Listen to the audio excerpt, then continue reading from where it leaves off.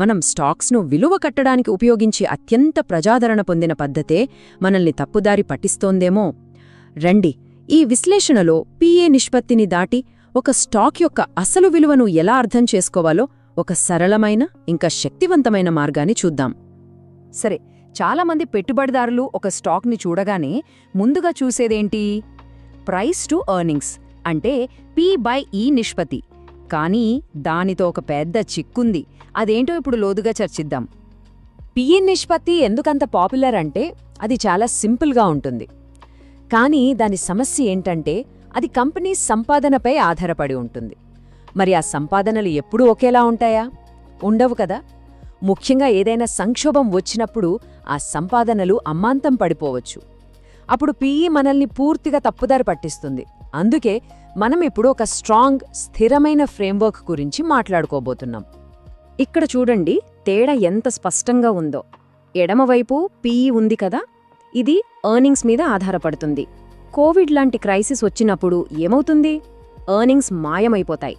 అప్పుడు పీఈకి అర్థమే ఉండదు. కానీ కుడివైపు చూడండి, ప్రైస్ టు బుక్ అంటే పీబీ. ఇది కంపెనీ ఆస్తుల నికర విలువ మీద ఆధారపడి ఉంటుంది. అది అంత తొందరగా మారదు. అందుకే ఇది మన విశ్లేషణకు ఒక స్ట్రాంగ్ బేస్ లాంటిది అన్నమాట. సరే, పీబీ ఒక మంచి బేస్ అని అర్థమైంది. మరి ఇప్పుడు అసలు ఒక వ్యాపారం విలువను నడిపించే ఇంజిన్ ఏంటో చూద్దాం. ఇక్కడ మనం అర్థం చేసుకోవాల్సిన అత్యంత కీలకమైన పదం రిటర్న్ ఆన్ ఈక్విటీ, అంటే ROE. సింపుల్గా చెప్పాలంటే వాటాదారులు పెట్టిన ప్రతి రూపాయి మీద కంపెనీ ఎంత లాభం సంపాదిస్తోంది. ఇదే ఒక వ్యాపారానికి నిజమైన ప్రాఫిటబిలిటీ టెస్ట్. దీన్ని ఒక చిన్న ఉదాహరణతో అర్థం చేసుకుందాం. అనుకుందాం, మన దగ్గర ఒక 10 కోట్లున్నాయి. దాంతో ఒక వ్యాపారం మొదలుపెట్టాం. ఈ 10 కోట్లే మన బుక్ వాల్యూ. ఒకవేళ మనం ఈ వ్యాపారం చెయ్యకుండా ఈ డబ్బుని 6% వడ్డీ ఇచ్చే గవర్నమెంట్ బాండ్లో పెడితే అప్పుడు మన వ్యాపారం విలువ 10 కోట్లే. కానీ మనం వ్యాపారం చేసి 15% రిటర్న్ ఆన్ ఈక్విటీ సంపాదించామనుకోండి, అంటే 1.5 కోట్ల లాభం. ఇప్పుడు చెప్పండి, బాండ్ కన్నా మన వ్యాపారం ఎక్కువ లాభదాయకం కదా.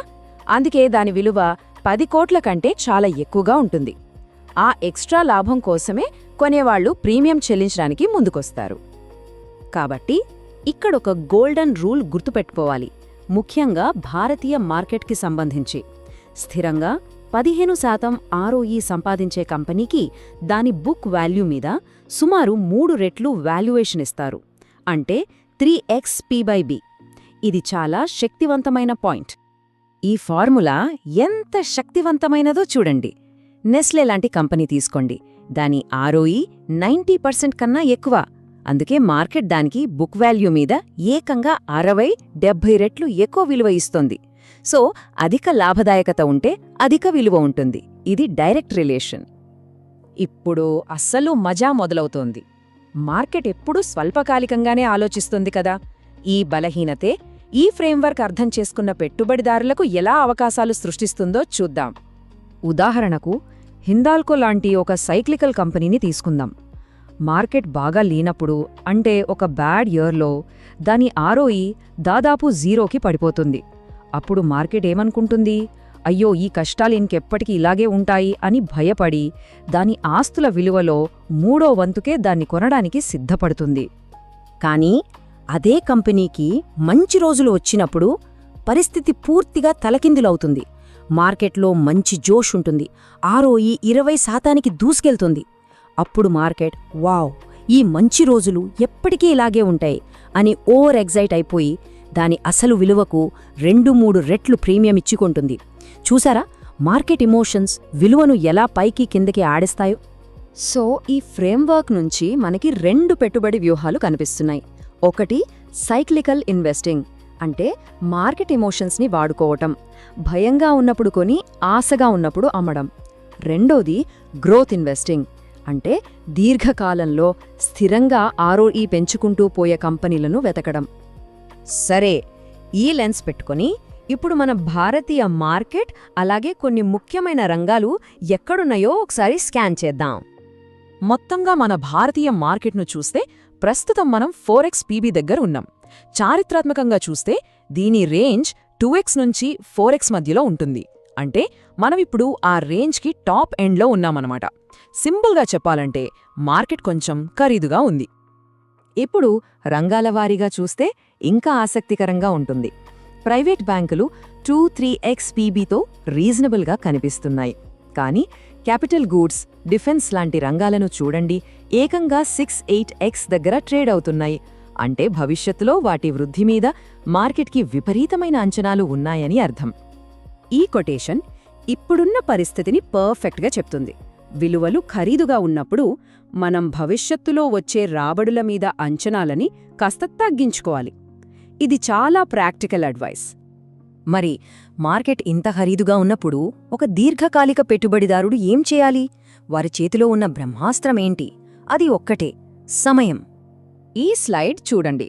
దీర్ఘకాలిక పెట్టుబడి శక్తి ఏంటో చూపిస్తుంది. ఎడమవైపు 1 సంవత్సరం కోసం పెట్టుబడి పెడితే అది ఒక రోలర్ కోస్టర్ రైడ్ లాంటిదే. రిస్క్ ఎక్కువ, రాబడికి గ్యారంటీ లేదు. కానీ కుడివైపు చూడండి, అదే పెట్టుబడికి 5 ఏళ్లు అంతకన్నా ఎక్కువ సమయమిస్తే ఆ ఒడిదొడుకులన్నీ దాటి వ్యాపారం యొక్క అసలైన వృద్ధి నుంచి మనం లాభం పొందుతాం. అప్పుడు రిస్క్ కన్నా రాబడి ఎక్కువగా ఉంటుంది.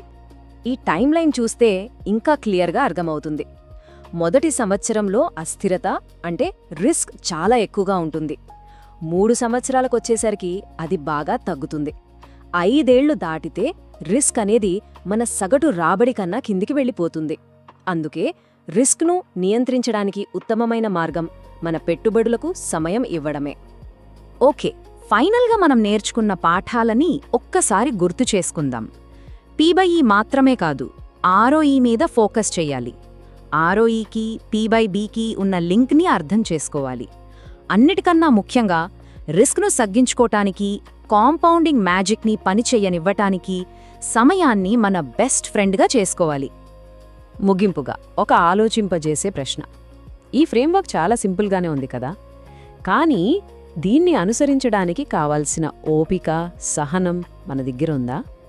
అసలు సవాలు టెక్నిక్లో లేదు, మన సైకాలజీలోనే ఉంది.